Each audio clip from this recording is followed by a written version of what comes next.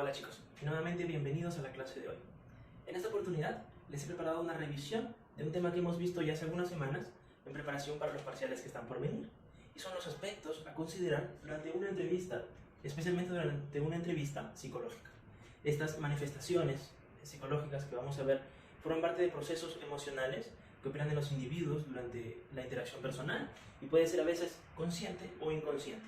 Mientras las reconozcamos a tiempo y sepamos cómo manejarlas, podremos usarlo en beneficio de la entrevista que vamos a dirigir. La primera de ellas es la ansiedad. La ansiedad es un miedo natural que sienten las personas frente a situaciones desconocidas. Este miedo puede partir desde que es la primera vez que una persona va a la entrevista. Quizá pueden recordar la primera vez que ustedes asistieron a cualquier tipo de entrevista o a alguna reunión importante, o iban a conocer a alguien importante que estaban esperando y sentían quizá esa incomodidad, ese miedo de no saber lo que va a pasar y no saber exactamente qué es lo que se tiene que hacer. Cuando el paciente siente ansiedad por una entrevista, puede llegar un poco nervioso, puede llegar temeroso, y tenemos que darnos cuenta de eso, tenemos que aceptarlo y ayudarle a que se sienta cómodo. Esta ansiedad se relaciona con la resistencia, que es el segundo aspecto a considerar. Esta resistencia se caracteriza por ser una oposición por parte del paciente, ya sea a expresar lo que debería decir, a aceptar las cosas que son verdaderas como opiniones o juicios o necesidades que él tiene. Entonces, esta oposición va a interferir en el desarrollo de la entrevista. Y puede ser porque la persona no se siente cómoda en el lugar o cómodo con nosotros, o quizá porque lo que está contando aún no forma parte de algo que quisiera compartir. Entonces, mientras la resistencia exista, va a ser complicado poder entrar a la zona más cercana del paciente. Es por eso que nosotros debemos hacer preguntas durante la entrevista que vayan progresivamente y no ser apresuradamente invasivos, para que la resistencia que él ofrezca, que es un proceso natural, no pueda intervenir en los fines de la entrevista. El siguiente proceso que nosotros podemos llevar esta resistencia es la catarsis. La catarsis, a diferencia de esta oposición, es más que nada un alivio. Durante las historias, durante las expresiones, o todo lo que va a compartir el paciente, él se vaya sintiendo cómodo y se vaya sintiendo liberado de sus emociones, va a sentir una catarsis. La raíz griega de esta palabra significa purificación. Entonces, mientras vaya dialogando, mientras despliegue sus emociones, él va a lograr este alivio durante la entrevista. Y hacia eso es que tenemos que redirigir la resistencia que podemos detectar. Y ahora, estos dos últimos forman parte de un aporte del psicoanálisis. La transferencia responde a fenómenos inconscientes que se mueven al encontrarse con otras personas. Es así que el individuo va a transferir y va a reactivar en las relaciones interpersonales actuales sus antiguos sentimientos, sus afectos o todos los aspectos no resueltos que podría haber tenido de manera inconsciente. Entonces, durante la entrevista, el paciente va a transferir todas esas memorias, esos afectos, esos sentimientos hacia el entrevistador. Y eso es algo también completamente natural. Si nosotros identificamos hacia dónde está yendo la transferencia del paciente hacia el entrevistador, podemos redirigirlo hacia los objetivos de la entrevista. Y por ese mismo camino, la contratransferencia es lo que el entrevistador va a proyectar hacia la persona que está entrevistando, hacia el paciente. Esos mismos sentimientos van a transferirse, así como del paciente hacia el entrevistador, también en viceversa. Relaciones pasadas que hayan tenido quizá con familiares, con personas importantes, y esos sentimientos tienen que aprender a identificarse y a controlarse.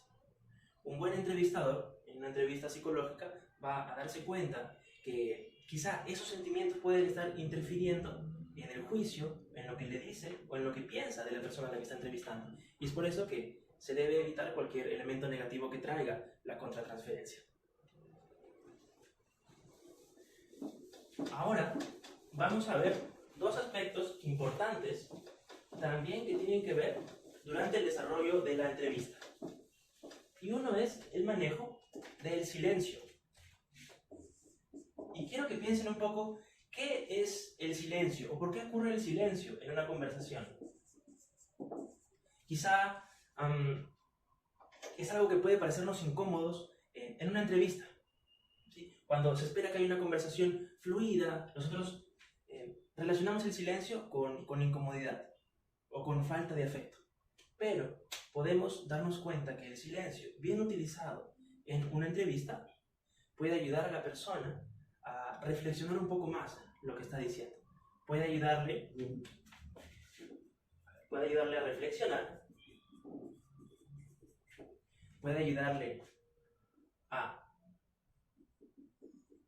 pensar en lo que acaba de decir y puede ayudarle a abrirse a responder la pregunta de manera más explayada. Quizá lo que acaba de decir no le sienta bien o no es algo completo, y si nosotros le interrumpimos cuando él está pensando, quizá no va a terminar de decir lo que estaba pensando de decir.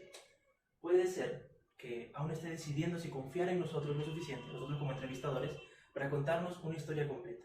Entonces, tenemos que aprender a esperar a que la persona diga lo que siente y hacer una pausa para que él reflexione, para que él ordene sus ideas y decida contarnos lo que cree que está bien contarnos. Otro aspecto importante es el timing.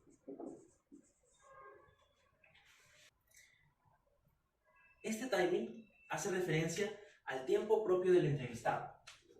Entonces, este tiempo, que es en el que esta persona se siente lista para pasar a la siguiente etapa de la conversación, o para compartir un poco más, o para abrirse un poco más con nosotros, es algo que nosotros debemos aprender a reconocer.